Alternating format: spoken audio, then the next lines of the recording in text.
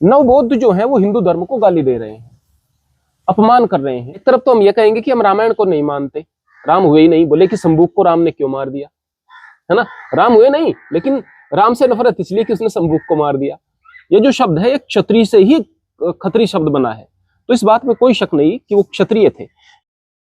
नमस्कार, स्वागत है आप सभी का हिंदुस्तान 24 पर और मैं आप सबके साथ विपिन चौधरी। बौद्ध धर्म और हिंदू धर्म में क्या किसी प्रकार का कोई अंतर है या फिर ये दोनों धर्म एक ही हैं? आज इस बड़े ही महत्वपूर्ण विषय पर बातचीत करने के लिए हमारे साथ महंत आनंद स्वामी जी मौजूद हैं। महाराज जी, बहुत बहुत स्वागत है आपका हिंदुस्तान 24 पर। आपका भी मंदिर में बहुत बहुत स्वागत है प्रिय। महाराज जी, बौद्ध धर्म को लेकर और हिंदू धर्म को लेकर अक्सर चर्चाएं होती हैं, तो कुछ लोग मानते हैं कि ये दोनों अलग अलग धर्म हैं, जबकि कुछ लोग ये मानते हैं कि नहीं, ये दोनों तो एक ही धर्म है। तो आपका क्या मानना है? मैं कहूँगा प्रियवर कि अगर कोई मकान बनाता है, अच्छा मकान बनाया, अच्छा भवन बनाया, बड़ा सुंदर दिखाई देगा, बड़ा अच्छा दिखाई देगा, कुछ समय के बाद में वो पुराना हो जाएगा, कुछ समय के बाद में उसमें टूट फूट हो जाएगी, कुछ समय में वो खंडहर बन जाएगा। वो मकान जो हमें बारिश से रक्षा करता था, हमारी धूप से रक्षा करता था, मौसम की मार से रक्षा करता था, अब वहां पर कोई ऐसी चीजें नहीं रही, छत टूट गई, हाल खराब हो गए। अब कोई आगे खानदान में अच्छा लड़का हुआ और उसने उसका जीर्णोद्धार कराया। हम क्या कहेंगे कि इस घर में, इस खानदान में कोई महात्मा पैदा हो गया है जिसने अच्छा काम किया है ना। तो अगर मैं यहाँ पर जिसको हम फिलहाल हिंदू धर्म कह रहे हैं, तो इसको मूल रूप से कहें तो यह है सनातन धर्म है। सनातन धर्म की शिक्षा क्या थी? दया, प्रेम, मानवता, न्याय। लेकिन इसमें बहुत सारी चीजें घुस गई जो कि मानवता विरोधी थी। अनेक प्रकार के आडंबर घुस गए, अनेक प्रकार के मिथ्या कर्मकांड भी घुस गए, यज्ञों में पशु बलि भी होना शुरू हो गई, ऊंच नीच का भाव बहुत चरम पर था, जातिवाद चरम पर था। ऐसे में महात्मा बुद्ध आते हैं, वो इसी सनातन धर्म की पैदाइश है, वह इसी देश में, इसी मिट्टी की पैदाइश है, इन्हीं धार्मिक संस्कारों से ओतप्रोत हैं जो कि इस देश का स्वभाव है। लेकिन उनका दिल दुखी होता है इस देश में अन्याय को देख करके, मानवता के नाम पर होने वाले, मानवता के खिलाफ होने वाले अत्याचारों को देख करके। तो फिर उन्होंने लोकहित के लिए साधना की, तपस्या की, ज्ञान प्राप्त किया।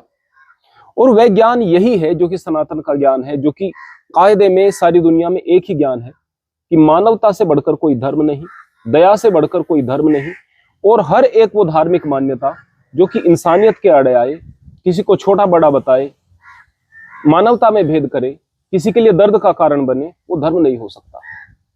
तो बुद्ध का मतलब होता है जिसको बोध हो जाए, जिसको ज्ञान हो जाए। इस देश के अंदर धर्म के नाम पर ठेकेदारों ने अज्ञान का ठेका लिया हुआ था। वो सोए हुए थे, उन्हें परमात्मा से कोई मतलब नहीं था। ईश्वर केवल उपयोग करने की वस्तु बना लिया था लोगों ने, कि ईश्वर का नाम लेकर के लोगों पर अत्याचार किया जा सके। तो ऐसे में बुद्ध आते हैं और वो लोगों को मानवता का संदेश देते हैं, वो प्रेम का संदेश देते हैं। ना उन्होंने ईश्वर का विरोध किया और ना ही उन्होंने ईश्वर का नाम लिया।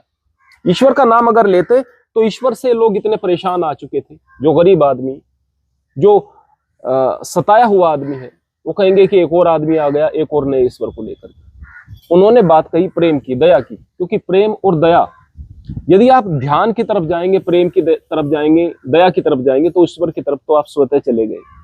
तो उन्होंने कोई दूसरा मत यहाँ पर स्थापित नहीं किया। उन्हें बुद्धि प्राप्त हुई, बोध प्राप्त हुआ, तो वह बुद्ध हुए, और उन्होंने मानवता, दया और प्रेम को स्थापित किया। तो यही तो सनातन है। तो मैं ये कहूंगा कि बौद्ध धर्म उन्होंने कोई अलग से चलाया नहीं, बुद्ध के बाद में बौद्ध धर्म लोगों ने चलाया।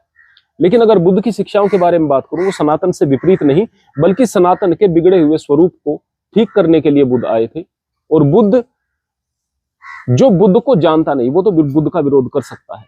जो बुद्ध को जानता है तो बुद्ध के प्रति श्रद्धा से उनका सर हमेशा झुका रहेगा, और उनके मन में यह बात हमेशा रहेगी कि इस सनातन संस्कृति में दया और प्रेम की पुनर्स्थापना करने में अगर कोई सबसे बड़ा नाम है तो भगवान बुद्ध का है। सनातन धर्म में सताए हुए लोगों ने बौद्ध धर्म अपनाया, केवल यही नहीं कि सनातन धर्म से सताए हुए लोगों ने, सताए हुए जब लोगों ने अपनाया तो उनका थोड़ा थोड़ा प्रभाव बना। जब ऐसे लोग जो कि शासक थे, सताए हुए भी नहीं थे, उनके सामने वो सिद्धांत गए जो कि वास्तव में मानवता के थे, प्रेम के थे, तर्क के साथ में अपनी बातें भगवान बुद्ध ने उन लोगों के सामने रखी, तो प्रभावशाली लोगों ने भी इस बात को माना कि वास्तव में यही धर्म है। और जिस कर्मकांड में हम उलझे हुए थे, जिस ऊंच नीच के भाव में हम उलझे हुए थे, यह धर्म नहीं हो सकता। तो केवल सताए हुए लोग ही नहीं, इस देश में बहुत सारे समृद्ध लोगों ने भी, राजाओं ने भी बौद्ध धर्म को अपनाया, स्वीकार किया। भगवान गौतम बुद्ध की जाति को लेकर भी कुछ चर्चाएं होती रहती हैं। तो कुछ लोग कहते हैं कि वो खटरी थे, देखिएगा, खेती बाड़ी करने वाले, और जबकि कुछ लोग कहते हैं कि वो क्षत्रिय थे। देखिएगा प्रियवर, खत्री शब्द जो है ना, वो भ्रंशित शब्द है। मैं आपको फिर से बता दूं, खत्री शब्द भ्रंशित शब्द है। और मैं भ्रंशित भी नहीं कहूंगा, जैसी हमारी गांव की भाषा है, मैं इसको भ्रंशित भाषा थोड़ी कहूंगा, पर यह तत्सम स्वरूप बन जाते हैं।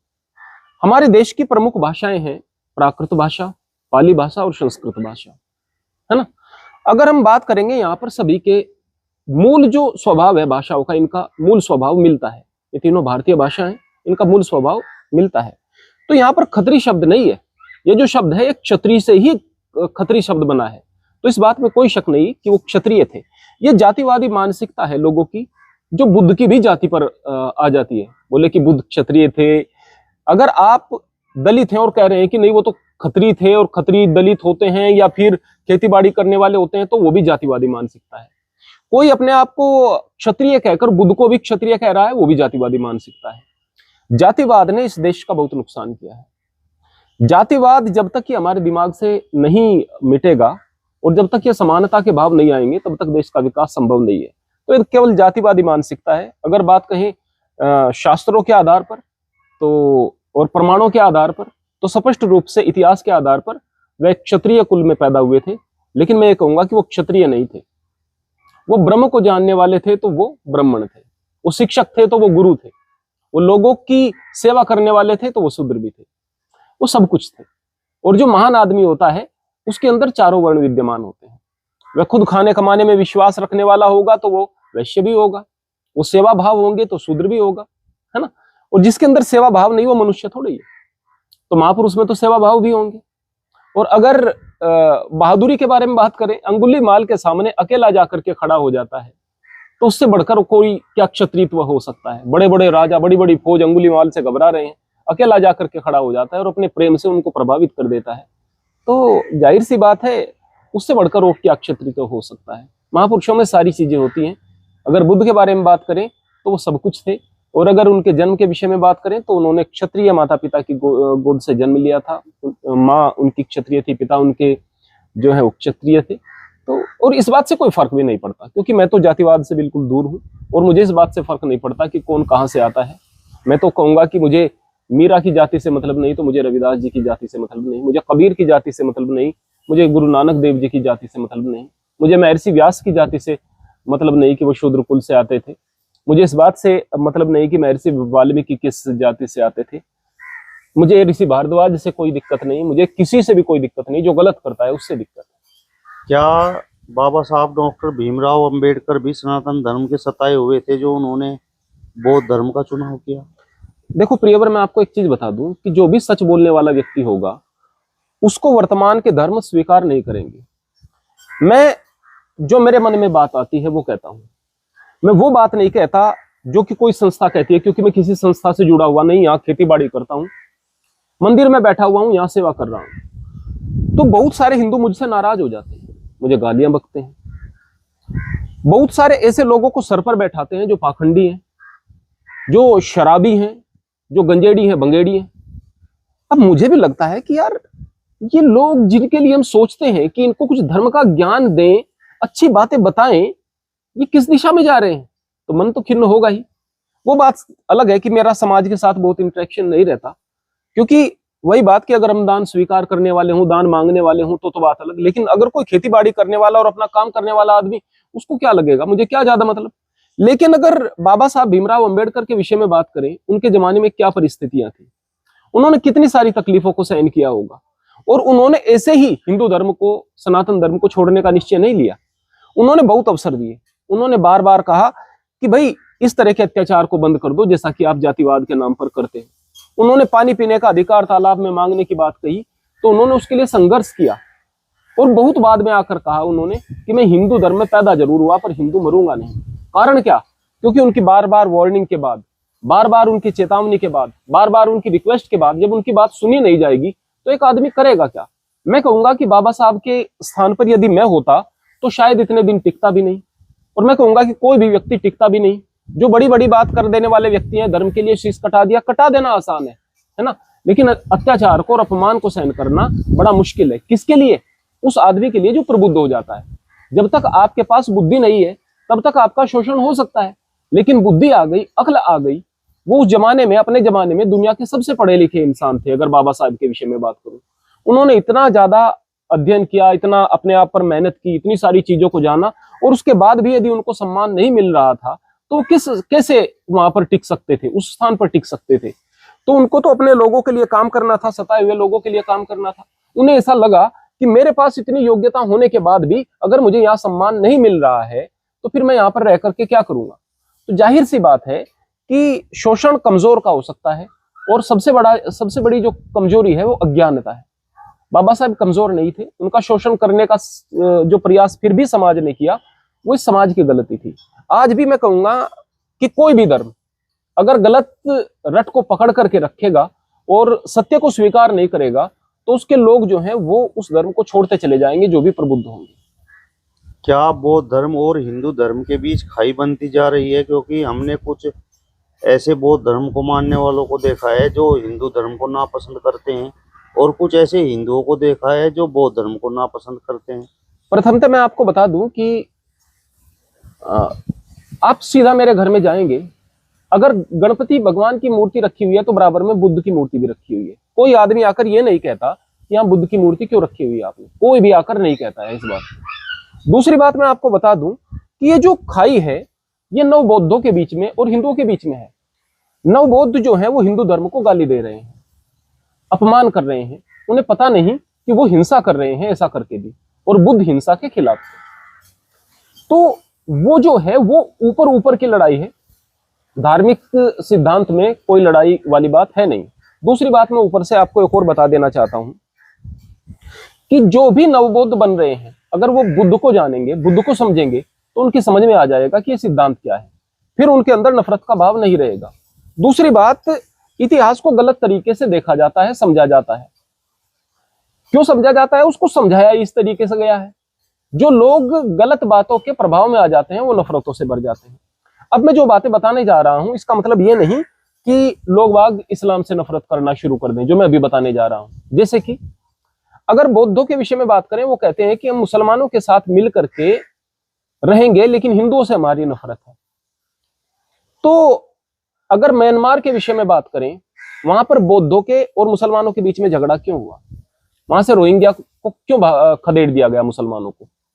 मुसलमान कहते हैं कि सबसे ज्यादा अत्याचार रोहिंग्याज पर हुआ, उनके बच्चों को जला दिया गया, उनके घरों को जला दिया गया। क्यों किया बौद्धों ने ऐसा?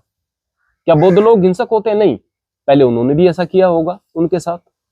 अब अगर बात करें अफगानिस्तान में सबसे बड़ी बमियान में बुद्ध की मूर्तियां थी, वहां पर इतना ज्यादा बौद्ध धर्म का प्रभाव था, महाराज कनिष्क भी स्वयं बौद्ध थे, इतना ज्यादा प्रभाव था, वहां से बौद्ध धर्म को किसने खत्म किया? इस्लाम ने खत्म किया। जो नालंदा का विश्वविद्यालय था उसको बख्तियार खिलजी ने उजाड़ दिया, जबकि नालंदा का जो विश्वविद्यालय था वैसा विश्वविद्यालय दुनिया में नहीं था और वो बौद्ध धर्म का केंद्र था। फिर भी खराब कौन है? हिंदू है। अब क्या मैं ये कहूं कि मुसलमानों से नफरत करना शुरू कर दो? बिल्कुल नहीं, क्योंकि बौद्ध धर्म ऐसा नहीं सिखाता, बुद्ध ऐसा नहीं सिखाते। मैं तो एक बात कह रहा हूं, एक तर्क दे रहा हूं। भाई जिन्होंने किया कर दिया। अब आपके पड़ोस में अगर कोई आपका पड़ोसी मुसलमान अच्छे से रह रहा है, आप नफरत इसलिए करने लगे कि ये जो बख्तियार खिलजी था उसने नालंदा के विश्वविद्यालय को तोड़ दिया था, इसलिए मैं आपसे नफरत कर रहा हूं, तो मूर्खता की बात होगी ना। या म्यांमार में हमारा झगड़ा हुआ था इसलिए मैं अपने पड़ोसी मुसलमान से झगड़ा कर बैठूं, ये भी मूर्खता की बात होगी। मेरा कहने का मतलब ये कतई नहीं है कि बौद्ध लोग मुसलमानों से नफरत करें। मेरा कहने का मतलब ये है कि उनकी जो नफरत है वो तर्क के आधार पर नहीं है, वो उन्हें बता दिया गया। तर्क के आधार पर होती तो मुसलमानों से भी होती, और वो बता दिया गया है। वो एक ट्रैप का शिकार हो गए हैं। और मैं ये कहूंगा कि ट्रैप का शिकार कोई भी हो, हिंदू अगर हो जाएगा और वो मुसलमान से नफरत करेगा, मुसलमान हिंदू से करेगा, या बौद्ध इन दोनों से करेगा, इसमें किसी एक से करेगा, वो देश के लिए अच्छा नहीं है। अच्छा तो यह है कि सभी लोग मिलकर के रहें, एक दूसरे की इज्जत करें। जो चीजें हो गई हैं उनको एग्जैक्ट आप लोग नहीं जानते। मेरे गांव में अगर उधर एक घटना हुई, गांव के दूसरे हिस्से में मेरे ही खेत में घटना हुई थी, और मेरे पास तक उस घटना का जब पता आया तो एग्जैक्ट नहीं आई थी।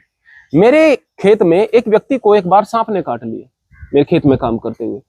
मेरे पास में पता आया कि उस आदमी के पैर में सांप ने इस तरह काटा कि सांप ऊपर तक लिपट गया था। फिर उस सांप ने काटा, फिर उसने उस सांप को इस तरह से हाथ से उतारा और दूर फेंक दिया।